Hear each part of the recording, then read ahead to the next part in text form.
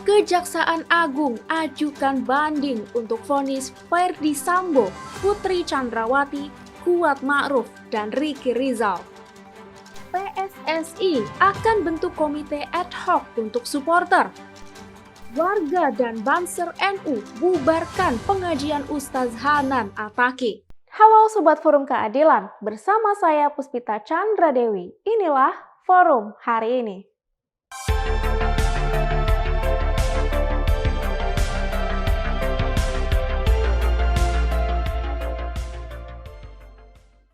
Pengajuan banding terhadap vonis Majelis Hakim Pengadilan Negeri Jakarta Selatan tidak hanya dilakukan oleh Ferdy Sambo, Putri Chandrawati, Kuat Ma'ruf, dan Ricky Rizal. Namun, Kejaksaan Agung Republik Indonesia juga ikut mengajukan banding atas vonis hakim untuk 4 terdakwa kasus pembunuhan berencana terhadap Brigadir J itu.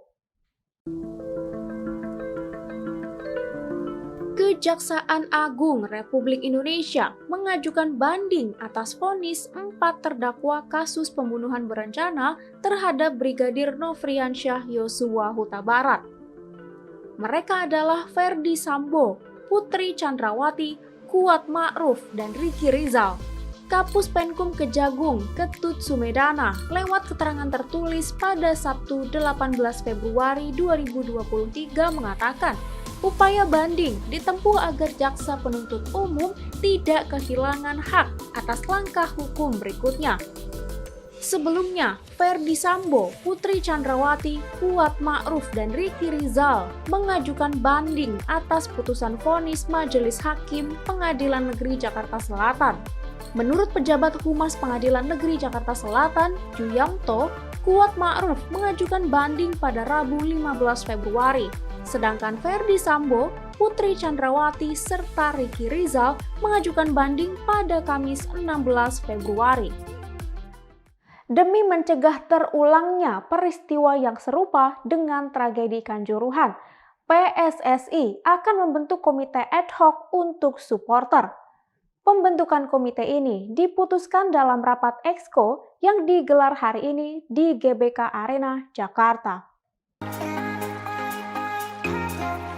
Ketua Umum PSSI, Erick Thohir, beserta jajaran Exco akan membentuk komite ad hoc untuk supporter demi mencegah terulangnya tragedi Kanjuruhan. Pembentukan komite ad hoc untuk supporter diputuskan dalam rapat Exco PSSI yang digelar pada Sabtu 18 Februari 2023 di GBK Arena, Jakarta. Pembentukan komite ini bertujuan untuk memperlancar transformasi sepak bola Indonesia. Komite ad hoc untuk supporter diharapkan dapat mengatasi setiap permasalahan supporter sesuai hukumnya. Di samping itu, keputusan pembentukan komite ad hoc untuk supporter juga tidak terlepas dari peristiwa yang baru saja terjadi, yakni kerusuhan antara supporter PSIS Semarang dengan polisi di luar Stadion Jatidiri, Semarang pada Jumat 17 Februari. Selain ad hoc untuk supporter, dalam rapat Exco PSSI juga diputuskan untuk pembentukan komite ad hoc infrastruktur. Pada tentu transformasi sepak bola harus melibatkan juga supporter. Jadi kita harus ada keseriusan. Dan surat FIFA yang dikirimkan kepada tentu kita semua waktu itu, salah satunya pun ada bicara supporter. Kita harus memastikan supporter bisa pulang ke rumah dengan selamat. Tetapi kita juga mengetuk hati para supporter, kalau transformasi sepak bola kita mau bagus, mereka pun harus menjadi bagian yang bertanggung jawab untuk perbaikan sepak bola Indonesia. Yang kedua, hari ini kita memutuskan komite ad hoc infrastruktur. Karena kenapa? Kita penting sekali membangun yang namanya training center buat tim nasional kita.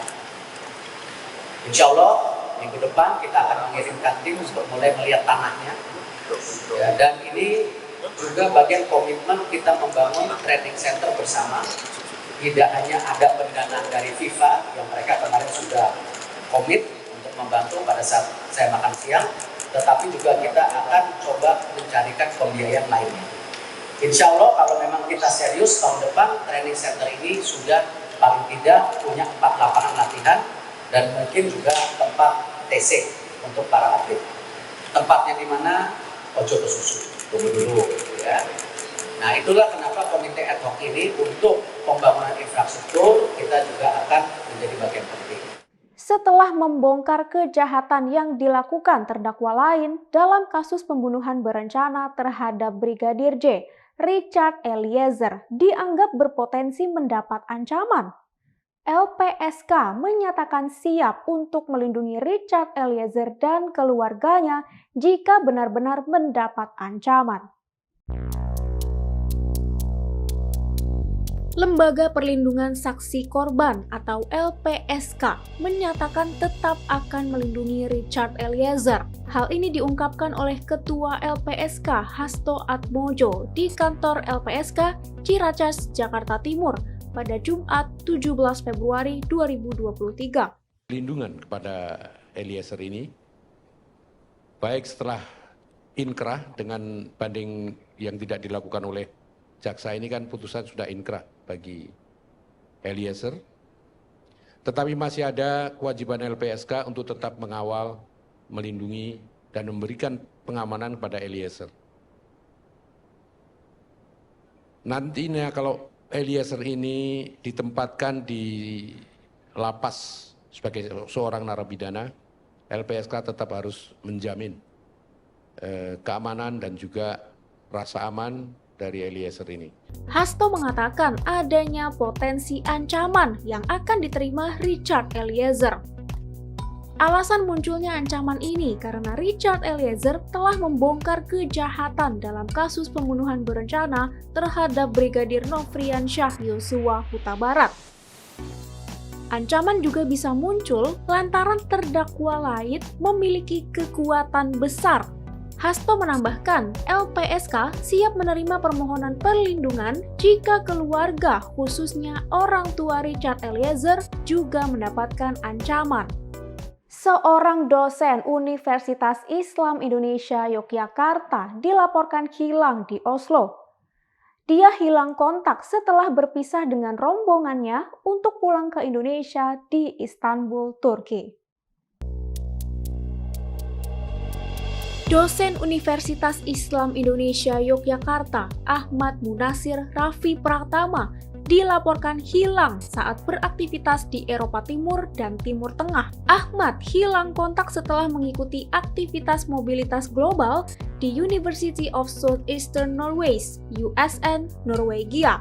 Rektor UII, Profesor Fatul Wahid, dalam keterangannya pada Sabtu 18 Februari mengatakan, setelah sepekan beraktivitas di USN, tim UII yang terdiri dari 4 orang termasuk dirinya meninggalkan Norwegia melalui Bandara Oslo pada 12 Februari. Fatul Wahid mengaku berjumpa dengan Ahmad di Oslo, Norwegia pada 11 Februari malam. Tim terbagi menjadi 3 penerbangan berbeda dan Ahmad berada dalam penerbangan ke Indonesia melalui Istanbul, Turki sendirian. Ahmad tidak berbagi informasi mengenai detail penerbangan kepada kolega di UII dan juga istrinya.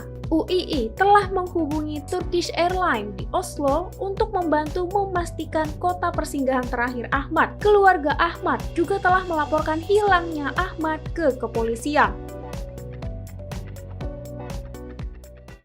Pengajian Ustaz Hanan Ataki di Pamekasan, Madura dibubarkan warga dan Banser NU.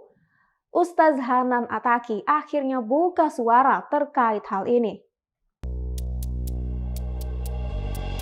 Pengajian Ustaz Hanan Ataki yang digelar di Masjid Al-Muttaqin, Desa Laden, Kecamatan Pamekasan, Madura, dibubarkan Banser Nahdlatul Ulama bersama warga. Warga dan Banser berseragam yang berjumlah ratusan memenuhi halaman dan jalanan di depan masjid untuk menolak pengajian yang digelar pada Minggu 12 Februari 2023 itu. Setelah melakukan pembicaraan, akhirnya disepakati pengajian tersebut tidak diteruskan. Ustaz Hanan Ataki memberikan klarifikasi terkait penolakan tersebut dalam unggahan video di YouTube-nya pada Kamis 16 Februari.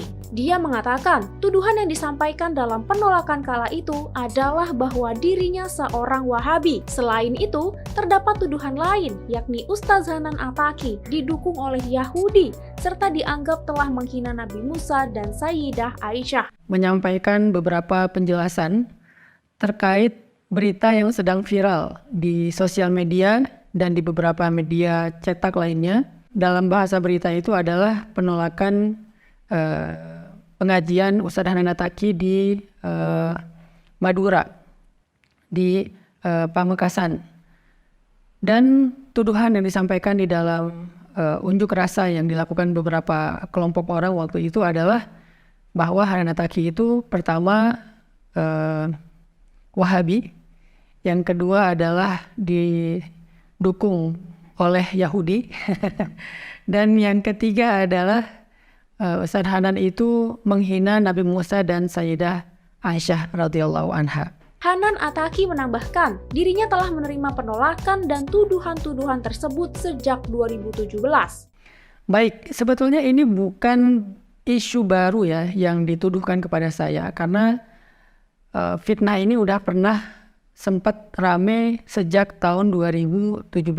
Sementara itu, Bendahara GP Ansor Jawa Timur M. Fawaid atau Gus Fawaid pada Sabtu 18 Februari mengatakan, suatu hal yang wajar jika pengajian Ustadz Hanan Attaqi banyak ditolak di beberapa tempat di Jawa Timur. Menurutnya, hal ini lantaran banyak pernyataan dari Ustadz Hanan Attaqi yang dinilai tidak sesuai dengan kebudayaan masyarakat Jawa Timur, termasuk di wilayah Desa Laden, Pamekasan. Gus Fawaid menyarankan kepada masyarakat yang ingin mendengarkan pengajian Ustadz Hanan Attaqi untuk mendatangi daerah asalnya saja, bukan dengan menggelar pengajian di daerah yang warganya tidak menyukainya.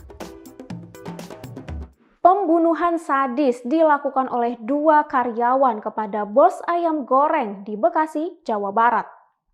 Para tersangka memukul kepala hingga badan bos mereka sendiri itu dengan tabung gas LPG 3 kg sebanyak 10 kali hingga tewas.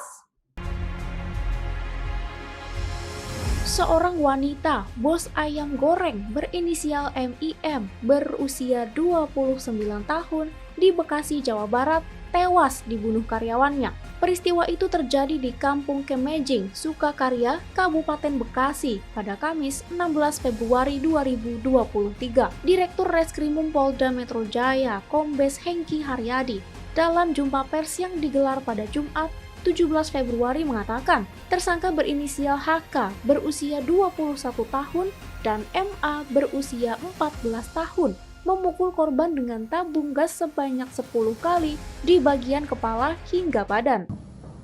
Pembunuhan ini menurut keterangan tersangka telah direncanakan selama 3 hari.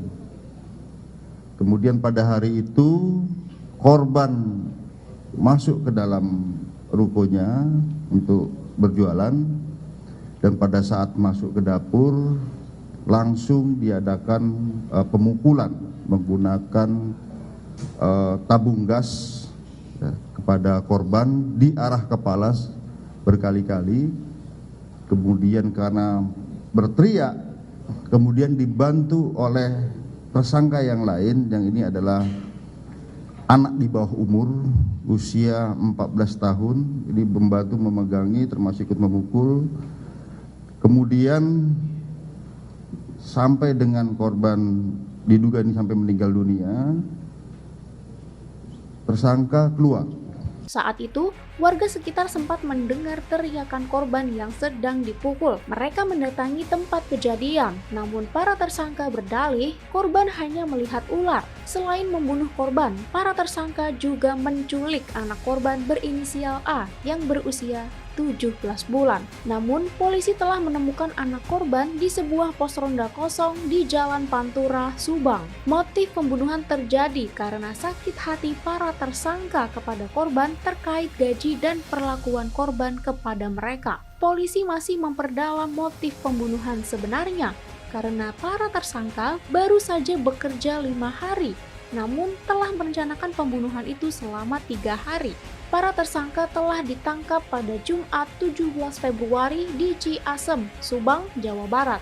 Tersangka HK dijerat pasal 338 KUHP dan atau pasal 365 KUHP dan atau pasal 76F junto pasal 83 Undang-Undang Nomor 35 Tahun 2014 tentang Perlindungan Anak dengan ancaman hukuman 15 tahun penjara. Sementara itu, tersangka MA akan diproses dengan Undang-Undang Nomor 11 Tahun 2012 tentang Sistem Peradilan Pidana Anak karena dia masih di bawah umur.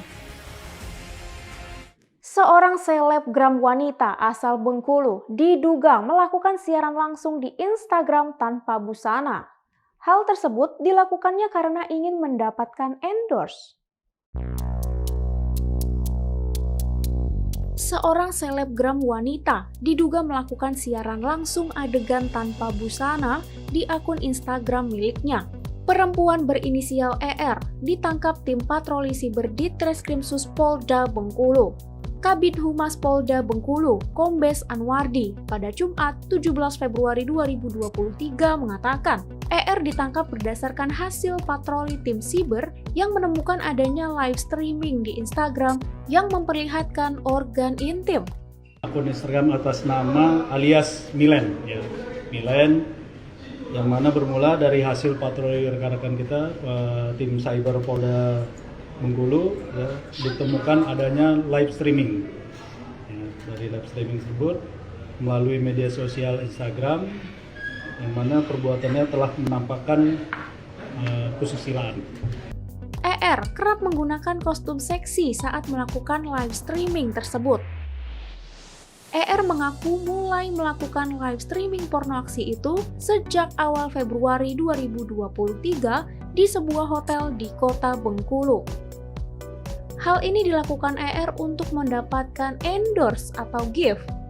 Benar saja, ER dapat meraup keuntungan hingga jutaan rupiah dan membeli 1 unit iPhone dari hasil live streaming tersebut. ER diamankan petugas bersama barang bukti berupa 2 unit ponsel, akun Instagram, KTP, SIM card, dan kostum yang digunakan saat live streaming. Demikian forum hari ini. Saya Puspita Chandra Dewi, sampai jumpa.